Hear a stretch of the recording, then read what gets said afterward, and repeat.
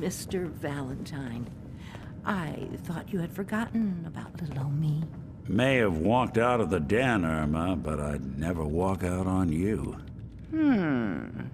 Amari's downstairs, you big flirt.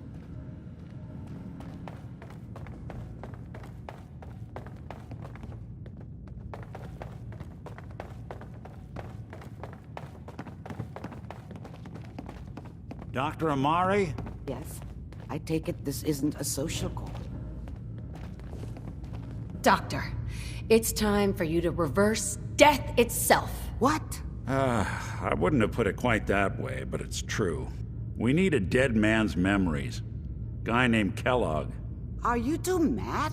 Putting aside the fact that you're asking me to defile a corpse, you do realize that the memory simulators require intact, living brains to function.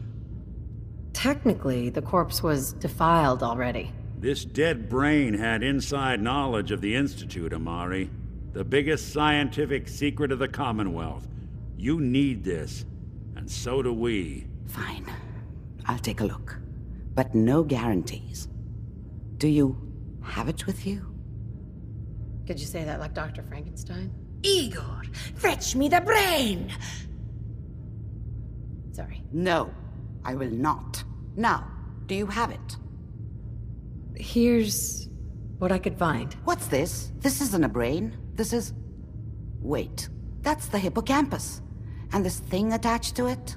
A neural interface? Those circuits look awfully familiar. I'm not surprised. From what I've seen, all Institute technology has a similar architecture. Skip to the good part, Doc. We plugged the brain implant into Mr. Valentine, assuming he's willing to take on the risks. Hell, why not? Plenty of room in my head anyway.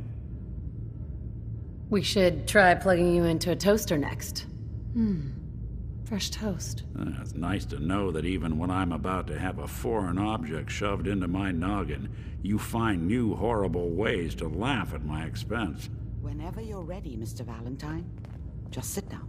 If I start cackling like an old grizzled mercenary, pull me out, okay? Let's see here. I need you to keep talking to me, Mr. Valentine. Any slight change in your cognitive functions could be dire. Are you feeling any different? There's a lot of flashes. Static. I can't make sense of any of it, Doc. That's what I was afraid of. The mnemonic impressions are encoded. It appears the Institute has one last failsafe. There's a lock on the memories in the implant. More problems? Seriously? It's not like anyone has ever done this before. You try making a secret technology work across hardware generations out of spare parts. Just let me think. The encryption is probably meant to keep a single mind from accessing the data. So what if we use two? We load both you and Mr. Valentine into the memory loungers. Run your cognitive functions in parallel. He'll act as a host, while your consciousness drives through whatever memories we can find. Nick and I are gonna share a mind? I'm not gonna see him in any compromising positions, am I? Yeah, if a smart mouth was all it took to solve problems, we would have found your son by now. No. You won't have to worry about that. The only memories you'll access are the ones in the implant. All right, let's get started. Just sit down over there and keep your fingers crossed.